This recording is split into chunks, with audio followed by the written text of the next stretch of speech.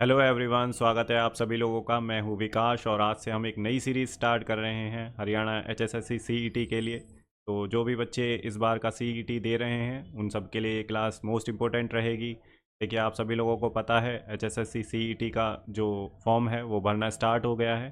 तो last time का wait ना करते हुए अपना फॉर्म भर लें भाई, क्योंकि लास्ट में फिर हौच पौच हो जाता है और फिर कई बार सर्वर डाउन भी चला जाता है। तो इसलिए अपने जो फॉर्म है उसको अच्छे से भर लें ताकि आप अपनी प्रिपरेशन में अच्छे से लग सकें।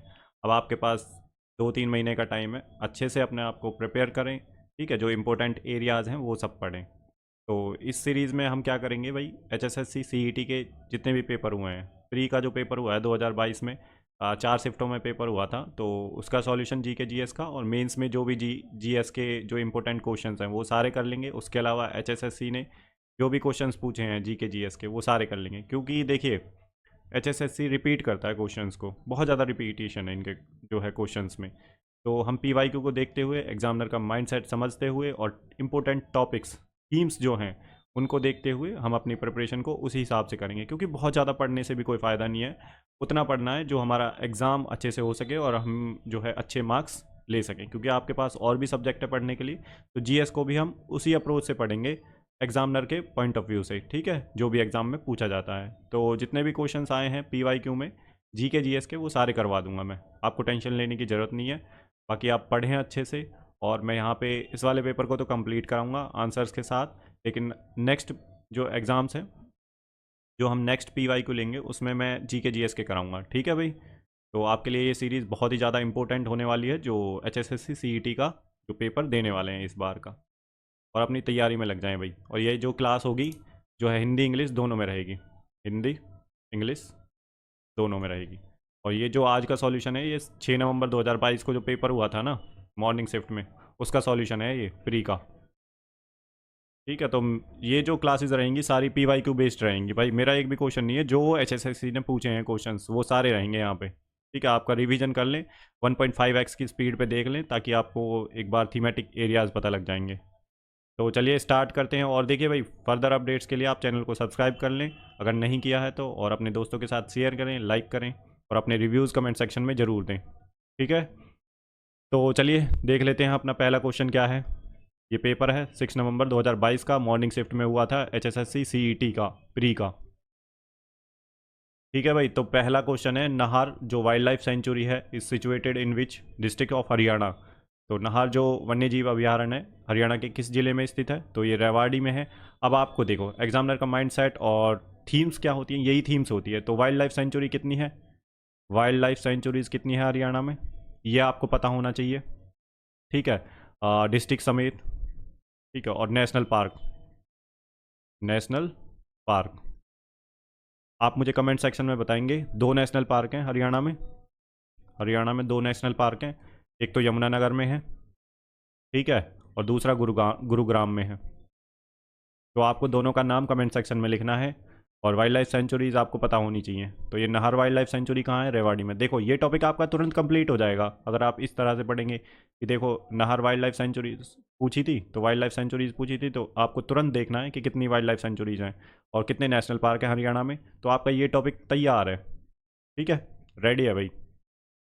तो इस तरह से हमें थीम्स पकड़नी है, और ये क्वेश्चन हर एग्ज़ाम में आता ही है, वाइल्ड लाइफ सेंचुरी का, नेशनल पार्क्स का। तो चलिए नेक्स्ट देख लेते हैं अपना क्वेश्चन क्या है। सेकंड क्वेश्चन है, when was the Haryana public service commission established. तो हरियाणा जो लोक सेवा आयोग है उसकी स्थापना कब हुई थी, तो 1966 में। तभी बना होगा जब भाई हमारा हरियाणा अलग हुआ था पंजाब से 1966 में। ठीक है, 1 नवंबर को। तो तभी भाई पब्लिक सर्विस कमीशन भी बना होगा हरियाणा पब्लिक, जो स्टेट पब्लिक सर्विस कमीशन होते हैं, स्टेट पब्लिक सर्विस कमीशन तभी बना होगा। तो इससे तो आप आइडिया भी लगा सकते हैं अगर आपने नहीं पढ़ा है, तो ये 1966 में बना था। नेक्स्ट क्वेश्चन देख लेते हैं। और इसके अलावा देखो आपको ये भी पता होना चाहिए हरियाणा पब्लिक सर्विस कमीशन कब बना था, लेकिन ये भी पता होना चाहिए कॉन्स्टिट्यूशन में, कॉन्स्टिट्यूशन में किस आर्टिकल में के अंडर दे रखी हैं जो स्टेट पब्लिक सर्विस कमीशन है। ये एक बार देख लेना पॉलिटी में। ठीक है, जैसे यूपीएससी होता है वो सेंटर के लिए होता है, लेकिन जो स्टेट पब्लिक सर्विस कमीशन है ये स्टेट्स में होते हैं। ठीक है, तो कॉन्स्टिट्यूशनल जो इसका आर्टिकल है वो भी एक बार देख लें आप, तो इससे आपका ये टॉपिक भी कंप्लीट हो जाएगा। नेक्स्ट क्वेश्चन है, और who is the first Lokayukta of Haryana? तो पहले लोकायुक्त जो है हरियाणा के कौन है? वो हैं प्रीतम पाल। ठीक है भाई, option fourth is the right answer. तो लोकायुक्त अभी कौन है करंट में? करंट में कौन है वो आपको पता होना चाहिए, करंट के लोकायुक्त।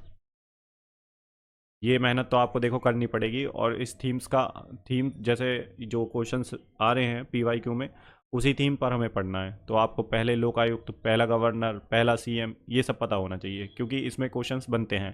ठीक है, पहला और सेकंड, और अभी जो करंट में है, वो तीन चीज़ें। एक तो फर्स्ट, सेकंड, और अभी जो करंट में है।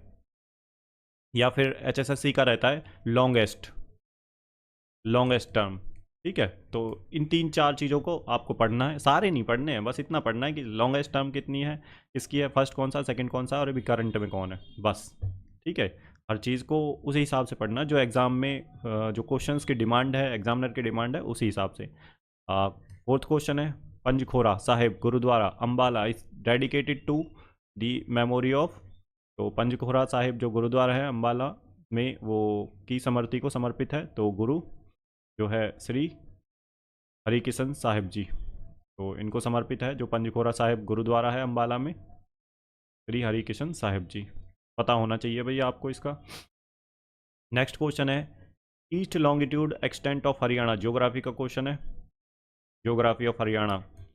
तो ये ईस्टर्न लॉन्गिट्यूड का पूछ रहा है। लॉन्गिट्यूड देखो ऐसे अर्थ होती है, जो ये ऐसे ऐसे लाइन होती हैं, ठीक है, खड़ी हुई, तो ये होती हैं लॉन्गिट्यूड, लॉन्गिट्यूड। और ऐसे जो होती हैं, ठीक है, ऐसे ऐसे बनी होती है ना, तो लेटी हुई लाइन होती हैं, वो होती हैं लैटिट्यूड, ऐसे याद रख सकते हैं आप, ट्यूड।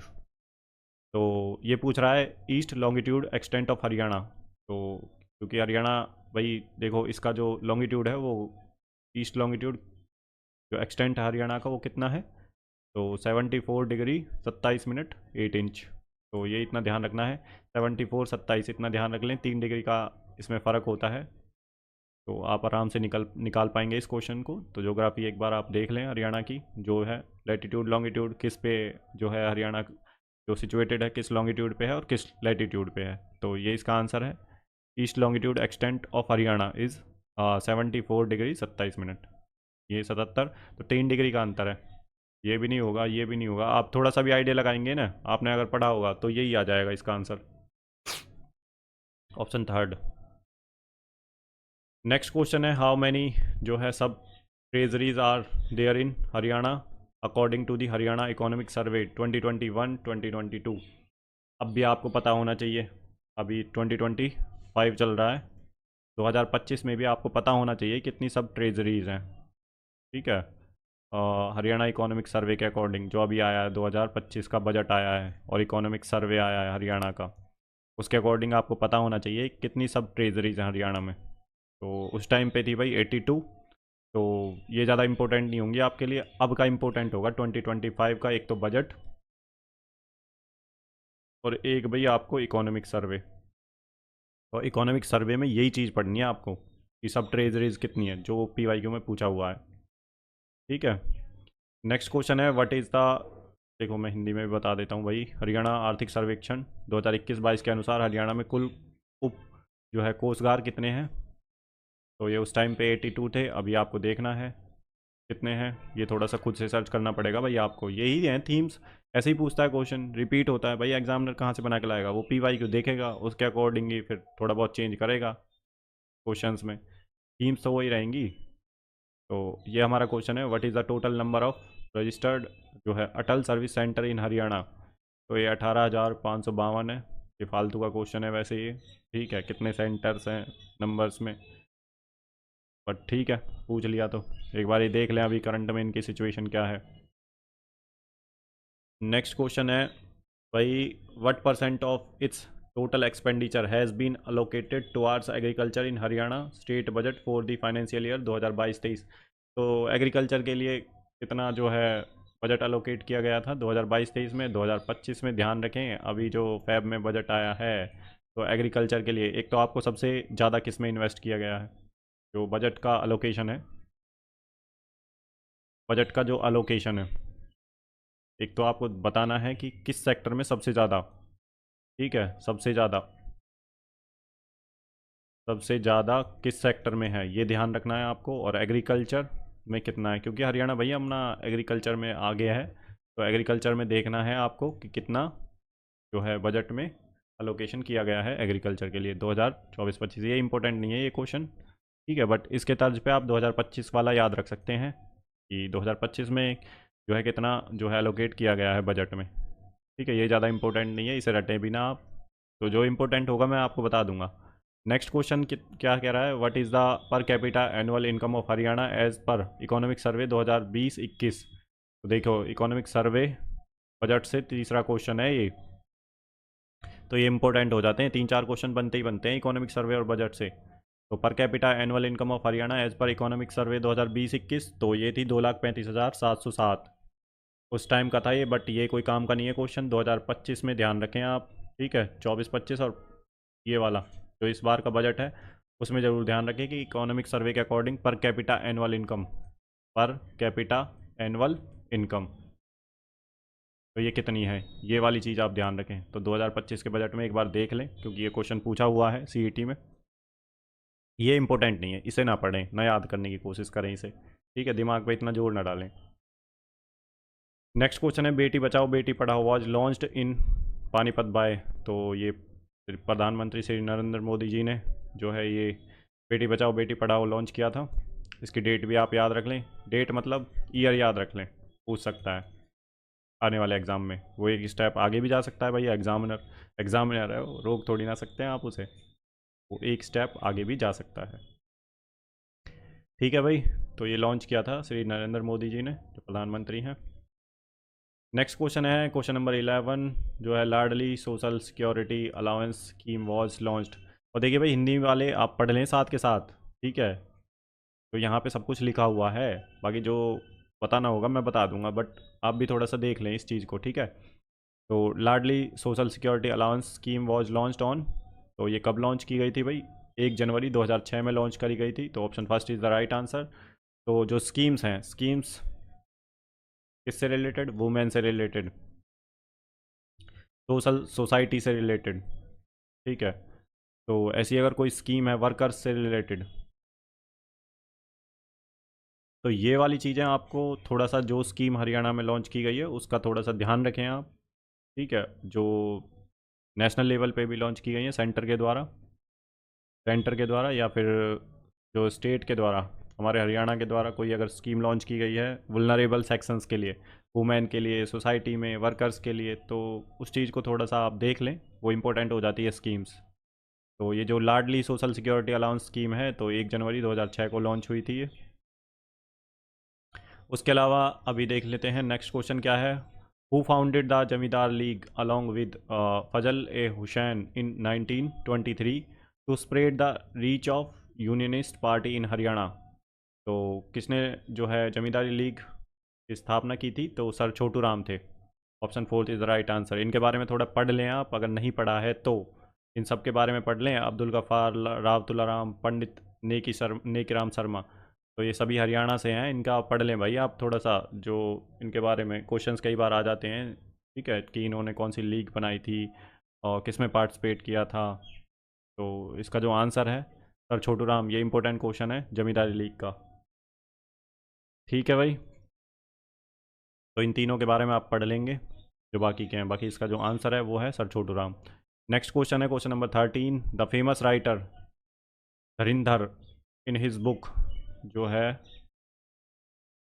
अखंड Prakash addressed the state of Haryana with the word. तो इन्होंने जो प्रसिद्ध लेखक हैं धरिंधर ने अपनी पुस्तक अखंड प्रकाश में हरियाणा को किस शब्द से संबोधित किया है, तो ये है हरिबंका। इंपॉर्टेंट है ये, रिपीट हो सकता है। तो नेक्स्ट क्वेश्चन देख लेते हैं, on which occasion is Khoriya the famous dance form of Haryana most commonly performed. तो जो खोरिया डांस है वो जो हरियाणा का प्रचलित डांस है खोरिया, तो उसका आयोजन प्रमुख रूप से किस अवसर पर किया जाता है। तो खोरिया डांस कब होता है भाई, on the occasion of marriage. तो शादी के टाइम पे खोरिया डांस होता है, आपने देखा होगा, तो औरतें जब बारात चली जाती है घर से, उसके बाद औरतें कुछ डांस सा करती हैं, तो वही है भाई खोरिया डांस, ठीक है। नेक्स्ट क्वेश्चन है question number 15, which district is famous for surahi a slim necked pitcher in Haryana. तो सुराही जो होता है वो हरियाणा में कौन सा ज़िला उसके लिए फेमस है? सुराही तो देखा होगा आपने, पतली सी गर्दन होती है सुराही की, ऐसा लंबा सा होता है। ठीक है, ऐसे ही कुछ इस तरह से बना होता है सुराही। ठीक, पता नहीं सही बना है नहीं बना है, बट इसी तरह का होता है। ठीक है, तो सुराही के लिए कौन सा ज़िला फेमस है? तो झज्जर फेमस है भाई उसके लिए। हरियाणा का मैप आपको पता होना चाहिए भाई, रटा होना चाहिए बिल्कुल। कौन सा डिस्ट्रिक्ट कहाँ पे है, साउथ में कौन सा है, नॉर्थ में कौन सा डिस्ट्रिक्ट है। ठीक है, शिवालिक रेंज कहाँ पे हैं, मोरनी हिल्स कहाँ पे हैं। तो थोड़ी सी ज्योग्राफी आप अच्छे से पढ़ लें, नहीं तो मैं पढ़ा दूंगा जैसे पी वाई क्यू बेस्ड ही पढ़ाऊंगा मैं सारा। ठीक है, देखो आ गया ये वाला क्वेश्चन, ज्योग्राफी से क्वेश्चन है ये, हरियाणा ज्योग्राफी।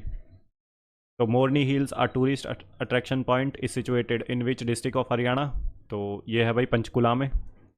मोरनी हिल्स पर्यटकों का आकर्षण केंद्र, मोरनी हिल्स जो है कहाँ पे स्थित है? तो ये है पंचकुला में। ठीक है भाई, तो याद रख लें आप मोरनी हिल्स। नेक्स्ट क्वेश्चन है 17, where is the Rajiv Gandhi renewable energy park situated in Haryana? तो गुरुग्राम में स्थित है भाई ये जो Rajiv Gandhi renewable energy park जो है, गुरुग्राम में सिचुएटेड है। इसके अलावा आप और भी कोई पार्क हैं तो वो आप देख सकते हैं हरियाणा में। किसी अगर फेमस पर्सनैलिटी, फेमस हर एक पार्क याद नहीं करना, अगर फेमस पर्सनैलिटी के नाम पे अगर कोई पार्क है तो वो आपको ध्यान रखना है।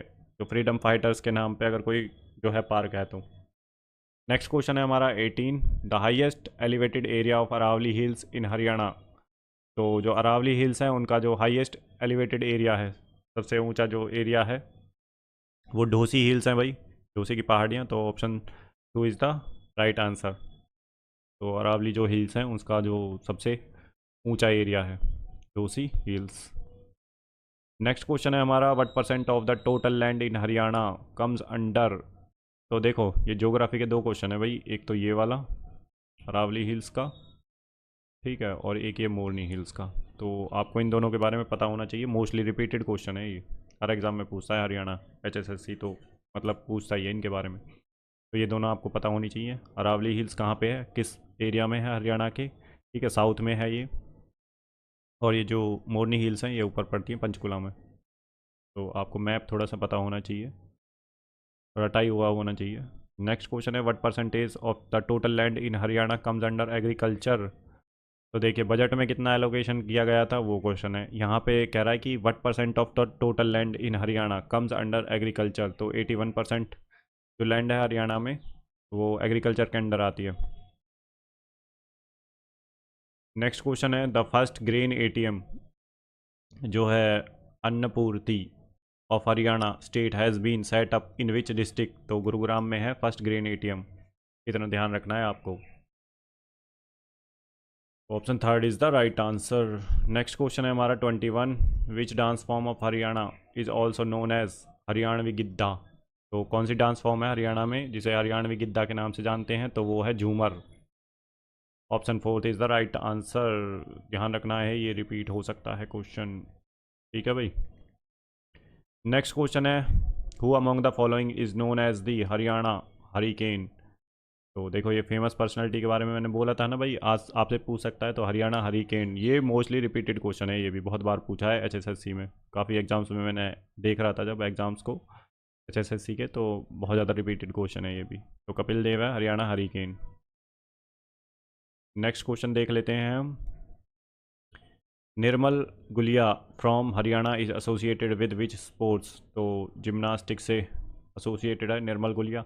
अब देखिए आपको क्या करना है ओलंपिक्स में, ओलंपिक्स में ठीक है, इस बार हरियाणा से जो हरियाणा से जिसने मेडल जीता है तो आपको उसका नाम पता होना चाहिए, या फिर अभी जो अवार्ड्स मिले हैं, अर्जुन अवार्ड, द्रोणाचार्य अवार्ड, ठीक है, अगर हरियाणा में किसी पर्सनालिटी को मिला है तो उनका नाम आपको ध्यान रखना पड़ेगा, और वो किस स्पोर्ट से एसोसिएटेड हैं ये आपको पता होना चाहिए। ठीक है, करंट अफेयर्स में आ रखा होगा, या फिर एक बार देख लें आप किसी, अगर जो भी करंट अफेयर्स पढ़ा रहे हैं, नहीं तो मैं अभी बाद में लेके आऊँगा करंट अफेयर्स भाई, अभी स्टार्टिंग है ये, तो धीरे धीरे मैं सारी चीज़ें एक बार सेटअप कर लूँगा।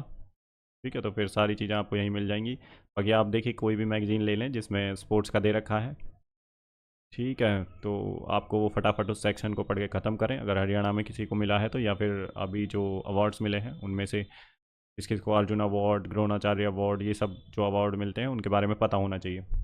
ठीक है, तो ये निर्मल गुलिया करंट अफेयर से ज़्यादा पूछता है स्पोर्ट्स वाला। तो Nirmal Guliya from Haryana is associated with which sports, तो ये जिम्नास्टिक है भाई। नेक्स्ट क्वेश्चन है, who among the following personalities from Haryana received the Padma Shri 2022 in the field of social works. तो ये ओम प्रकाश गांधी थे 2022 में। अभी आपको 2024 2025 वाले याद रखने हैं सारी कैटेगरी में।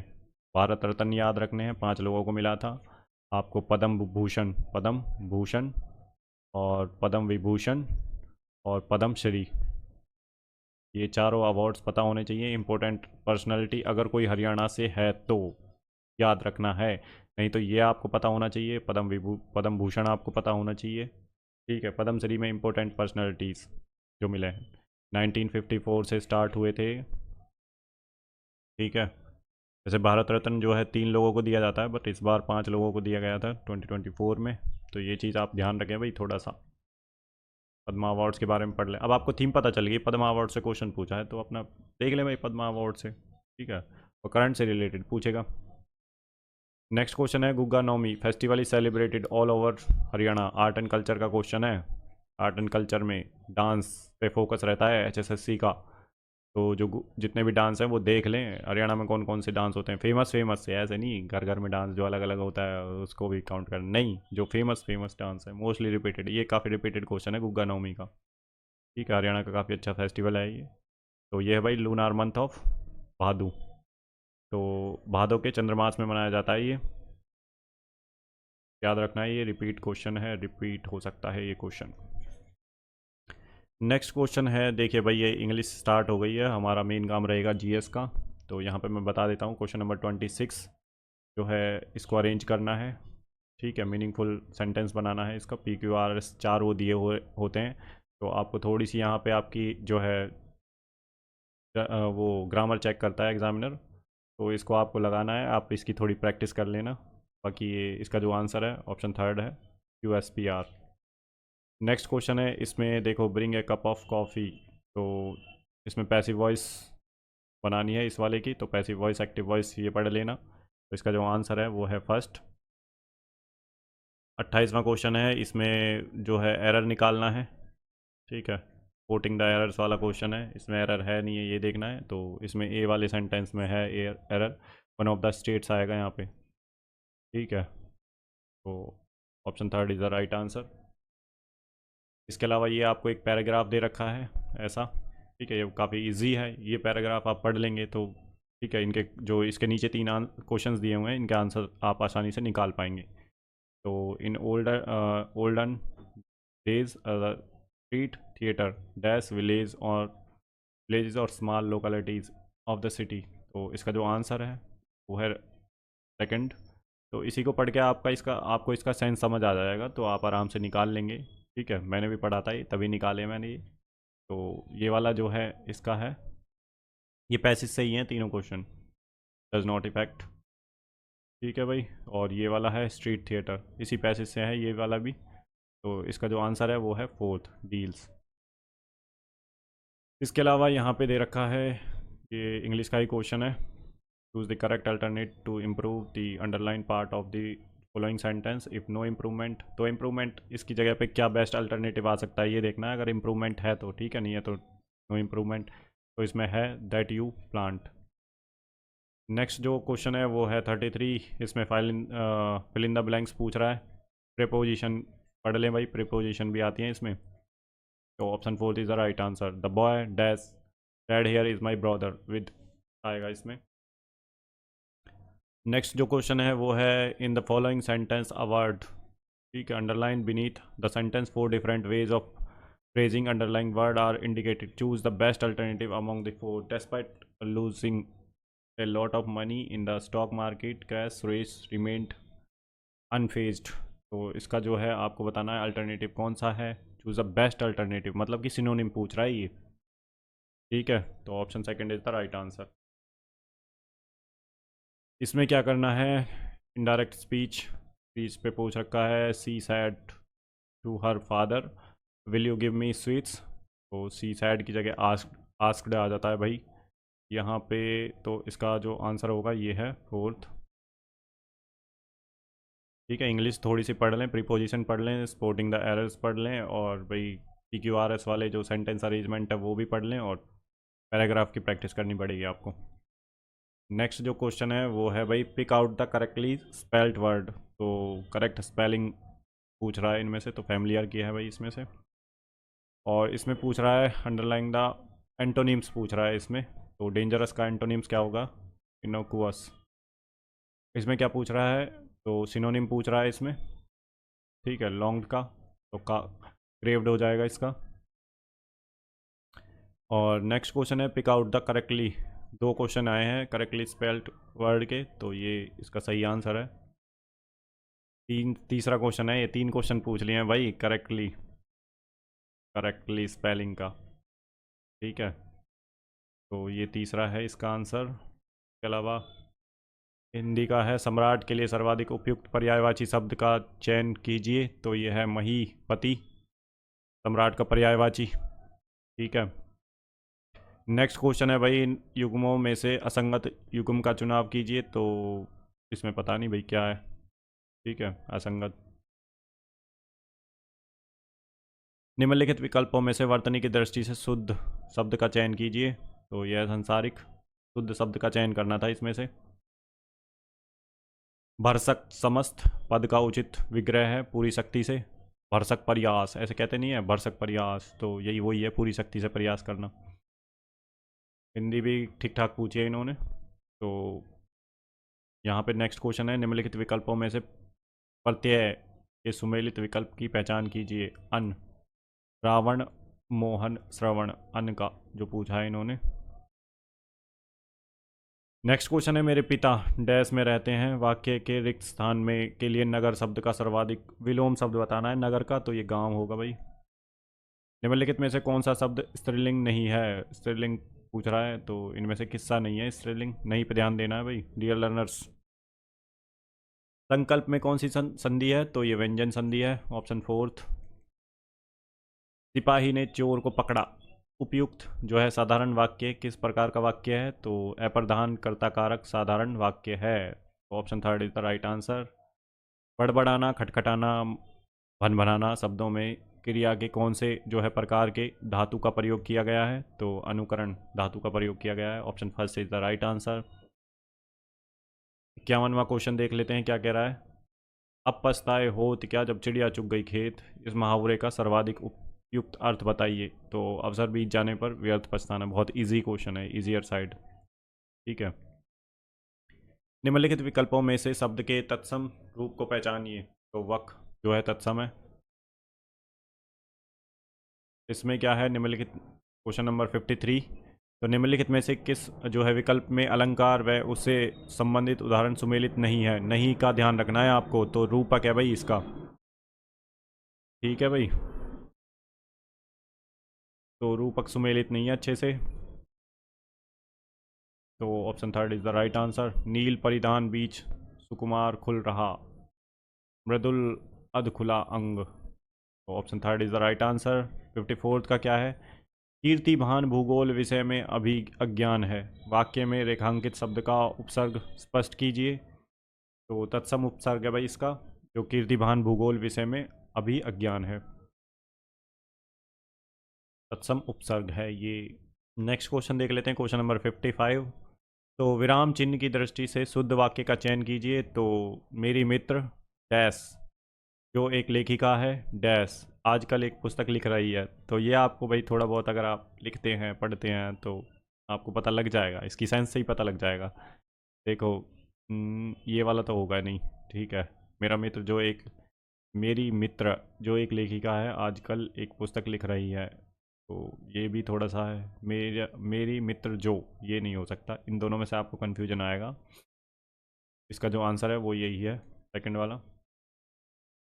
यहाँ पे क्वेश्चन नंबर 50 रीजनिंग का जो है पोर्शन आ गया है भाई।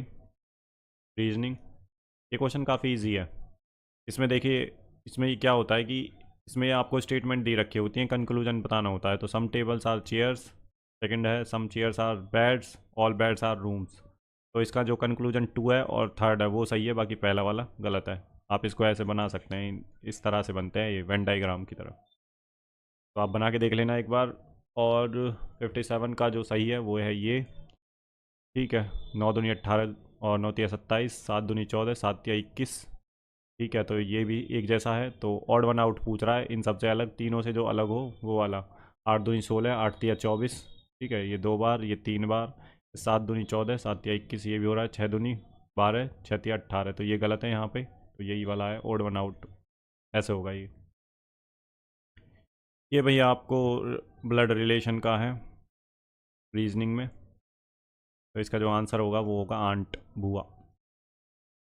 नेक्स्ट क्वेश्चन है भाई ये वाला। Letters and their numbers coded are given in the following table. तो ई का 1 है, ठीक है, एक्स का 2 है, पी का 4 है, एम का 7 है, आर का 9 है। तो इसी तरह से ई एम आर एस का निकालना है, तो ये हो जाएगा 1793।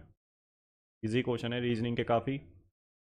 तो यहाँ पे देखिए एक बस ड्राइवर है, known 5 different routes from place P to Q, from Q to R he knows 3 different routes, and R to S he knows 2 different routes.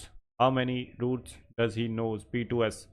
तो P से Q 5 रूट हैं, Q to R 3 रूट हैं, R to S 2 root है। तो हम इनको multiply कर देंगे, 5 या 15 दूनी 30, तो इसका आंसर 30 आ जाएगा। ऐसे निकालते हैं इसे। Option 4 is the right answer. Question number 61 है, find out the word which can be formed by using the letter of the given word. तो ये जो लेटर दिया है, ये वर्ड्स दिए हैं, ठीक है, इनसे हमें जो है मीनिंगफुल वर्ड बनाना है, तो वो है डिटेल, इससे बन जाएगा। यहाँ पे if mango is coded as इतना in a certain code language, then how will fight be coded in the same code language. तो एम का क्या है 13 नंबर, ए का क्या है 1, एन का क्या है 14, जी का क्या है 7, ओ को कितने नंबर पे आता है 15 नंबर पे, तो ऐसा ही एफ का 6, आई का कितना है 9, जी का 7, का 8, टी का 20। क्या आ गया इसका आंसर? आपको मार्क नंबर्स पता होने चाहिए भाई। Question number 63, select the combination of the number so that the letters arranged accordingly will form a meaningful word. तो मीनिंगफुल वर्ड बनाना है, ये जो वर्ड दिए हैं, तो इनमें से अगर आपको नहीं आता ना कुछ भी, तो भाई ऑप्शंस को ऐसे पुट करके देख लें, ठीक है, जो ऑप्शंस में दे रखा है, और सबसे ज़्यादा लास्ट वाले को पुट करके देखें, पहले वाले का आंसर कम होता है इसका, ठीक है। तो लास्ट से स्टार्ट करें ऐसे क्वेश्चंस में। तो 6 दे रखा है, एम रख दें, ऐसे 3 दे रखा है तो ई रख दें, फिर 1 दे रखा है तो एन रख दें, और फिर 2 रख दें टी, फिर 5 रख दें ओ, ठीक है, फिर रख दें 4। मेंटोर हो गया ना। अगर नहीं भी आता है तो ज़्यादा दिमाग लगाने की ज़रूरत नहीं है, इसमें ऑप्शंस को पुट करके देख लें, ठीक है। नेक्स्ट क्वेश्चन है 64 का, फाइंड ओड वन आउट। तो स्टार है इसका ओड वन आउट में। Choose the correct alternative which is related to the third term in the same way as the second term is related to the first term. तो SIP lamb, तो भेड़ का क्या होता है मैमला, तितली का क्या होगा कैटरपिलर, ली। ऐसे ही देखो यहाँ पे ये वाला क्वेश्चन है, रीजनिंग के क्वेश्चन है, काफ़ी इजी क्वेश्चन है रीजनिंग के भाई। Choose the correct option in which 2 terms of the pair are related in the same way as in the pair given above. A का 1 है, बी का 2 है, सी का 3 है, डी का 4 है। तो पी कितने नंबर पे आता है 16 पे, क्यू 17 पे, आर 18 पे, एस 19 पे। तो यही वाला है इसका सही, जैसा ऊपर दे रखा है ऐसे ही बनाना है हमें नंबरिंग। ए 1, बी 2, जो या नीचे दे रखा है सी 3, डी 4। तो ऐसे ही पी कितने नंबर पे आता है 16 पे, क्यू कितने पे आता है 17 पे, और आर आता है 18 पे, और एस आता है 19 पे। तो ये ध्यान रखना है, ऐसे ही हो जाएगा ये क्वेश्चन। और नहीं आ रहा होगा, डब्लू थोड़ी ना आता है 5 पे, एक्स थोड़ी ना आता है भाई, ये गलत है। यहाँ पे 67 क्वेश्चन है, 5 person are sitting in a row facing north, Sunita is sitting to the immediate right of the Pankaj and Kamal. तो ये भाई डायरेक्शन सेंस का क्वेश्चन है, नहीं सीटिंग अरेंजमेंट का, सीटिंग अरेंजमेंट का है ये, ठीक है। इसको आप कर लेंगे तो निकल जाएगा। इसका जो आंसर है Pankaj and Tara. Next question है 68, when you visit any hospital और any historical place you try to explore the cultural and social aspect of the design, ठीक है। तो डिज़ाइन के सांस्कृतिक अथवा सामाजिक पहलू का पता लगाना। Option third is the right answer. तो अगर हम किसी भी उस पे जाते हैं हिस्टोरिकल प्लेस पे या टूरिस्ट प्लेस जो होते हैं, ठीक है, जिनका हिस्टोरिकल कॉन्टेक्स्ट होता है, तो वहाँ पे हम क्या जानने की कोशिश करते हैं? तो डिज़ाइन के सांस्कृतिक अथवा सामाजिक पहलू का, तो कल्चरल और सोशल एस्पेक्ट क्या है उस चीज़ का, वो हम जानने की कोशिश करते हैं। नेक्स्ट क्वेश्चन है 69, what will come in place of the question mark in the following number series. तो यहाँ पे क्या आएगा? 48 आएगा भाई। ठीक है, रीजनिंग का क्वेश्चन है। रीजनिंग के काफ़ी क्वेश्चन आए हुए हैं। What will come in the place in the question mark in the following numerical series, तो यहाँ पे आएगा 131। करके देख ले, रीजनिंग काफ़ी इजी है भाई। तो which of the following statement is are correct about जो है एपिकल मेरिस्टेम, तो एपिकल मेरिस्टेम के बारे में निम्नलिखित में से कौन सा कथन सही है? तो ये है भाई आपका, it is present at the growing tips of the stem and root and increases the length of the stem and the root, तो option first is the right answer. ठीक है, एपिकल मेरिस्टेम। तो ये बोटेनी से क्वेश्चन आया हुआ है, बोटेनी से क्वेश्चन पूछा हुआ है। 72 देख लेते हैं क्या है। An object travel 9 metre in 3 second and then another 23 metre in 5 second, what is the average speed निकालनी है, तो इसकी 4 मीटर पर सेकेंड आ जाएगी एवरेज स्पीड। मैथ के क्वेश्चन है, इजी क्वेश्चन है। नेक्स्ट क्वेश्चन है 73, what is the theme of the world ozone day 2022। तो ओजोन, मॉन्ट्रियल, ये वाले तो वैसे ही आपके एलिमिनेट हो जाएंगे। तो वर्ल्ड ओजोन से आपको ध्यान रखना है, मॉन्ट्रियल प्रोटोकॉल आई थी, तो इन दोनों में आप कंफ्यूजन में आ सकते हैं, या तो ये या ये। तो ये बड़ा वाला है, इस पर ही लगा देंगे हम। ठीक है, Montreal protocol. 35, global corporation protecting life on earth, ये थोड़ा एक्सप्लेन करके दे रहा है इसलिए। ठीक है, थीम पूछी थी इसकी 2022 में। अगर 2025 में ऐसा कोई एनवायरनमेंट से रिलेटेड कोई सबमिट हुई है जिसमें इंडिया ने पार्टिसिपेट किया है, तो उसका आपको ध्यान रखना है थोड़ा सा।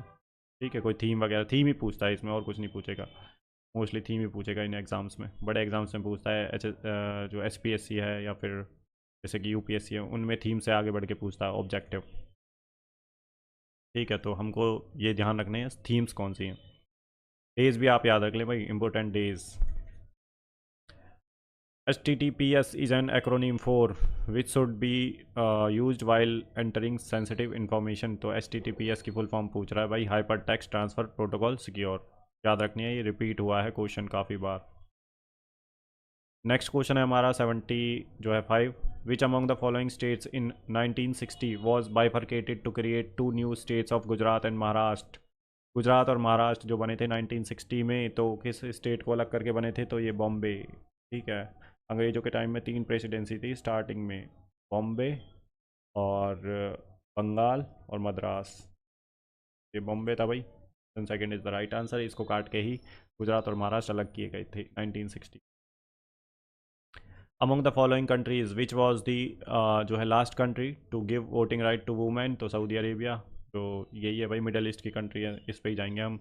इनमें तो नहीं हो सकते, चाइना में नहीं, मैक्सिको में नहीं, तो इस पे ही जाएंगे। Option first is the right answer. ठीक है, ये लास्ट कंट्री बनी है जिसने अभी वुमेंस को राइट, ये काफ़ी न्यूज़ में भी था, इसलिए क्वेश्चन पूछा हुआ है उस टाइम पे। नेक्स्ट है question number 77, with whom is the cash reserve ratio kept. तो RBI है भाई इसका आंसर। ठीक है, कैश रिजर्व रेशियो। ठीक है, SLR भी होता है और CRR भी होता है, ये RBI के अंडर ही होते हैं। RBI डिसाइड करवाता है बैंकों को। ठीक है, बैंकों के पास जो पैसा होता है उसमें से कुछ portion RBI, reserve bank of India, SLR और CRR के फॉर्म में रखवाता है। ठीक है भाई, स्टैट्यूटरी लिक्विडिटी रेशियो बोलते हैं इसको, और इसको बोलते हैं कैश रिजर्व रेशियो। 78 देख लेते हैं क्या कह रहा है। Which among the following countries ranked the highest on the ease of doing business index 2021। Important question नहीं है अभी के लिए ये वाला, लेकिन आप 2025 में देख सकते हैं कौन सी कंट्रीज़ ने rank the highest ease of doing business में किया है 2025 में। तो ये 2021 का क्वेश्चन है, तो न्यूजीलैंड है, ये काम का नहीं है, बट ये देख लें अभी 2025, इसकी जगह 2025 पूछ सकता है ease of doing business index में। ठीक है, ये इतना याद रखना है, ये क्वेश्चन बिल्कुल याद नहीं रखना है आपको 2021 वाला। क्वेश्चन है 79, what is the name of the sorting method that refers to a sorting a given list of element and swapping them if they are unordered. तो इसको बोलते हैं बबल सॉर्ट। तो आप देख लें उस सॉर्टिंग अथवा वर्गीकरण प्रक्रिया का नाम क्या है। जो तत्वों की दी हुई एक सूची को सॉर्ट करने और उनके क्रम में न होने पर उनकी अदला बदली से संदर्भित है, तो ये बोलते हैं भाई बबल सॉर्ट। ये तो आपको पढ़ा होना चाहिए, नहीं तो पता नहीं चलेगा क्या बोलते हैं इसे। नेक्स्ट क्वेश्चन है 80, विच ऑफ द फॉलोइंग नेटवर्क जो है device extract the destination address from the data packet and looks it up in a table to see where to send the packet and send signals only to select device। इसका क्या है भाई? निम्नलिखित में से कौन सा नेटवर्क उपकरण डेटा पैकेट से गंतव्य पता एड्रेस निकालता है और इसे एक तालिका में देखता है कि पैकेट को कहाँ भेजा जाए और केवल निर्धारित उपकरणों को सिग्नल देता है? इसका यार क्या हो सकता है? विच of the following network devices extract the destination address from the data packet and looked it in a table to see where it sent the pocket send signals only to select devices। तो भैया answer दे नहीं रखा है, ठीक है। Next देखते हैं हम क्या है, तो इसे छोड़ते हैं। इसमें मेरे को लग नहीं रहा क्या होता है इसका, चलो देख लेंगे इसको, बाद में देख लेंगे क्या है। नेक्स्ट जो है हमारा विच of the following options list all devices use for output from a computer. तो आउटपुट डिवाइसेस के बारे में पूछ रहा है, तो ये एलईडी डिस्प्ले मॉनिटर, ये तो आपने पढ़ा ही होगा, आउटपुट डिवाइस है। इंजेक्ट प्रिंटर ये भी है, प्लॉटर, ये सारे आउटपुट है, बाकी ये नहीं है, आउटपुट डिवाइसेस नहीं है, ये सारे इनपुट डिवाइसेस हैं, ठीक है। तो इनपुट का भी आप ध्यान रख लें, एग्जाम में इनपुट भी पूछ लेगा, इनसे घुमा के एग्जामिनर पूछ सकता है, ठीक है। तो बाकी ये आउटपुट है, आउटपुट ही पूछ रहा है इसमें। Question number 82, which of the following lakes is the result of tectonic activity. तो वूलर लेक दे रखा है, एक महाराष्ट्र में भी है। महाराष्ट्र में कौन सी है? लूनार लेक, ठीक है, लूनार लेक है महाराष्ट्र में। तो उसका भी आपको पता होना चाहिए, टेक्टोनिक एक्टिविटीज़ की वजह से बनी है वो। टेक्टोनिक से नहीं बनी वो यार, उससे बनी है, मीटियोरॉइड से, लूनार मीटियोरॉइड से, ठीक है। और ये हुई है टेक्टोनिक एक्टिविटीज़। टेक्टोनिक एक्टिविटीज़ क्या होती हैं? प्लेट आपस में जब टकराती हैं, ऐसे एक प्लेट आई, फिर दूसरी प्लेट आई, क्या आपस में एक तो ऊपर उठ जाएगी ऐसे, या फिर ऐसे प्लेट ऐसे आई, तो या फिर ये नीचे की तरफ, इससे जो बनी लेक है वो है वूलर लेक, ठीक है। तो ये जम्मू कश्मीर में है वूलर लेक। बाकी ये लोनार लेक जो बनी है मीटियोरॉइड से बनी है, इससे पूछ सकता है, मीटियोरॉइड से, महाराष्ट्र में है लूनार लेक।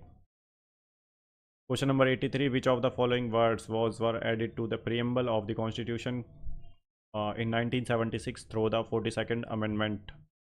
तो जो शब्द हैं इनमें से कौन से शब्द जो है 42nd जो अमेंडमेंट हुआ था, कॉन्स्टिट्यूशन अमेंडमेंट एक्ट 1976 में ऐड किए गए थे। तो यहाँ पे सोशलिस्ट, सेक्युलर और इंटीग्रिटी 3 वर्ड ऐड किए गए थे। तो इसका जो आंसर है वो है फर्स्ट, ठीक है। Option first is the right answer, option A जो है ए, सोशलिस्ट एंड सेक्युलर। इंटीग्रिटी भी पूछ सकता है, ठीक है। नेक्स्ट क्वेश्चन देख लेते हैं क्या है। तो नेक्स्ट क्वेश्चन है which among the following statement is not correct with regard to the protection of women from domestic violence act 2005। तो ये इसका आंसर है भाई, नॉट पूछा है। The act does not extend to live in relationships and only covers the marital households. तो ये वाली स्टेटमेंट गलत है और इन्होंने गलती पूछी है, नॉट, ठीक है। तो वुलनरेबल जो सेक्शंस हैं वुमेन्स के ऊपर, सोसाइटी के ऊपर, तो एग्जामिनर पूछता है उनके ऊपर क्वेश्चंस, ठीक है। तो ये एक्ट आया था 2005 का, protection of women from domestic violence act 2005, तो इसमें ये नहीं है, the act does not extend to the live in relationships and only covers marital household. तो ये स्टेटमेंट गलत है क्योंकि इन्होंने गलती पूछी है, तो गलती ही है ये। नेक्स्ट क्वेश्चन है where was the 20th meeting of the prosecutor general of the Shanghai corporation organisation member states held on 23 September 2022। तो 2022 में जो एससीओ की मीटिंग हुई थी, 20th मीटिंग प्रोसिक्यूटर जनरल की, तो वो कहाँ पे हुई थी? तो वो अस्थाना में हुई थी। Option first is the right answer. तो एससीओ के मेंबर्स कौन कौन से हैं वो आपको ध्यान रखना है। इंडिया पाकिस्तान ने कब ज्वाइन किया था ये ध्यान रखना है, और इसके बारे में अगर कोई रीसेंट जो मीटिंग है तो उसके बारे में ध्यान रखना है। ये वाली आपको याद नहीं रखनी है, 2022 में हुई थी, ये कोई काम की नहीं है। हाँ, ये काम की है कि मेंबर इंडिया पाकिस्तान ने कब ज्वाइन किया था और कब बना था SCO। ये अगर रिसेंट में कोई मीटिंग हुई है, इंडिया ने पार्टिसिपेट किया है, तो वो काम की है। इसके अलावा यहाँ से मैथ स्टार्ट हो रहा है। देखो मैथ्स में भाई मैं आपको आंसर्स बता देता हूँ, बाकी आप कर लें। Option second is the right answer 86 का, और 87 का जो है फोर्थ जो है ऑप्शन सही है। और 88 जो क्वेश्चन है इसका जो फर्स्ट ऑप्शन है ये राइट है। 89 का जो है सेकंड ऑप्शन सही है। और 90th क्वेश्चन का जो है फोर्थ ऑप्शन सही है। और ये 91 का सेकंड ऑप्शन। और 92 का third option is the right option, right answer है इसका। 93rd का जो है थर्ड ऑप्शन सही है। 94th का फर्स्ट ऑप्शन 1:4। 95 का जो है फर्स्ट ऑप्शन सही है। 96 का जो है फर्स्ट ऑप्शन सही है भाई। 97 का भी फर्स्ट ऑप्शन सही है। 98 का सेकंड ऑप्शन राइट है। 99 का फर्स्ट ऑप्शन। और 10 जो 100 का जो है फर्स्ट ऑप्शन सही है। तो यहाँ पे हमारे 100 क्वेश्चन कंप्लीट होते हैं। देखिए आज के में मैंने कंप्लीट पूरा पेपर कराया है। इसके बाद जो नेक्स्ट होगा उसमें मैं GK GS कराऊंगा, क्योंकि हमारा मेन फोकस GK GS है। ठीक है, तो मैं कंप्लीट करा दूंगा जितने भी जो है PYQ हुए हैं HSSC में। और चैनल को सब्सक्राइब कर लें आने वाली क्लासेस के लिए, अगर आपने नहीं किया है तो, क्योंकि फिर आपके पास अपडेट्स नहीं आ पाएंगे। तो आप कर लीजिए चैनल को सब्सक्राइब, और अपने रिव्यूज़ जो है कमेंट सेक्शन में ज़रूर दें कि आपको क्लास कैसी लगी है, क्या और इसमें इम्प्रूवमेंट हो सकता है। ठीक है भाई, बाकी GK GS के जितने भी PYQ हैं हम सारे करा दूंगा मैं। ठीक है, बाकी और अगर PYQ से रिलेटेड कुछ अगर आपको समझाना हुआ वो भी समझा दूंगा मैं। ठीक है भाई, बाकी अपनी स्टडीज़ पे ध्यान